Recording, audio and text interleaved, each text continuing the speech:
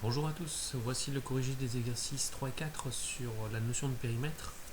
Alors ces exercices qui vont nous permettre de retravailler deux éléments. Donc le premier, les triangles et les quadrilatères, en se resservant des définitions de ces polygones particuliers, mais également revoir la notion de division décimale qui va nous servir à résoudre ces deux exercices.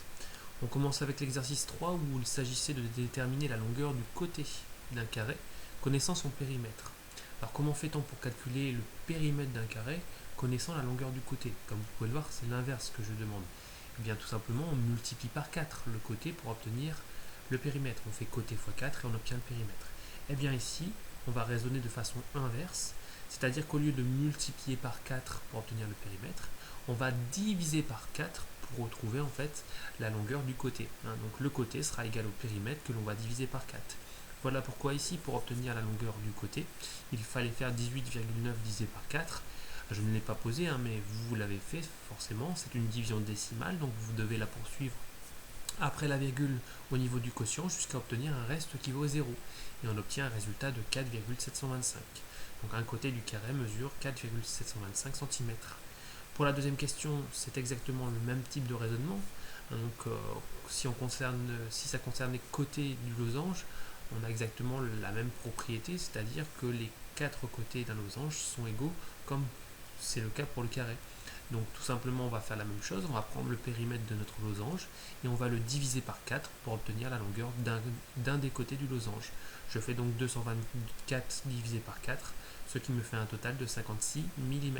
Attention à l'unité, ne vous faites pas piéger par l'unité. Pour ceux qui auraient voulu convertir en centimètres, on obtient bien sûr un résultat de 5,6 cm. Le 3, on avait donc un rectangle dont on connaissait donc le périmètre, 28,3 cm, et cette fois-ci on veut sa largeur en fait, PM, connaissant sa longueur OP qui vaut 9 cm. Alors j'ai fait un schéma, vous allez voir que le schéma en principe va vous aider à comprendre.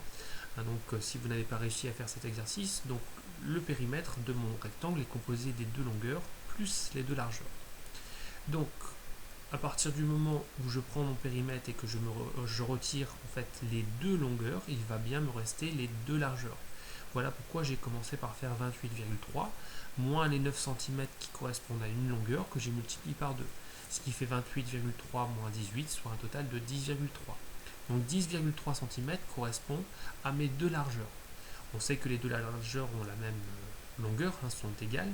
Donc pour obtenir la valeur d'une seule largeur, je vais donc tout simplement diviser par 2 ce résultat. Donc la moitié de 10,3 me donne un total de 5,15. Donc en conclusion, une largeur, c'est-à-dire par exemple PM ou ON, comme vous pouvez le voir sur le schéma, mesure 5,15 cm. Voilà pour cet exercice numéro 3. Pour l'exercice numéro 4, on parlait cette fois-ci de triangle. On commence avec le triangle équilatéral dont le périmètre vaut 18,9 cm. Et bien comme le même raisonnement que pour le carré, sauf que cette fois-ci un triangle équilatéral a ses trois côtés égaux. Donc au lieu de partager en 4 mon périmètre comme tout à l'heure, je vais uniquement cette fois-ci le partager en 3 pour obtenir la longueur d'un seul côté. Donc je fais 18,9 divisé par 3, donc ce qui me donne un total de 6,3. C'est une division décimale de nouveau que vous deviez poser, jusqu'à bien sûr obtenir un reste nul pour avoir un quotient qui est exact. Donc un côté mesure 6,3 cm. Deuxième question. On avait l'impression que la deuxième et la troisième étaient identiques, mais elles sont un petit peu différentes. Pour la deuxième situation, j'ai un triangle isocèle GJH, isocèle en G, donc ça veut dire que le sommet principal c'est G, ça veut dire que les deux côtés de même longueur partent de ce sommet G, et ça veut dire que JH est la base de ce triangle isocèle. Donc je cherche justement la valeur de cette base.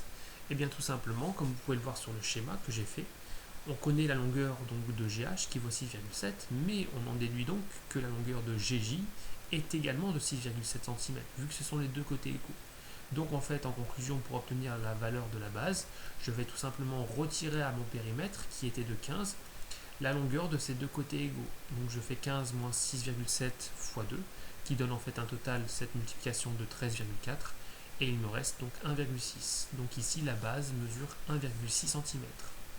Dans la troisième situation, où on avait justement l'impression que c'était la même chose.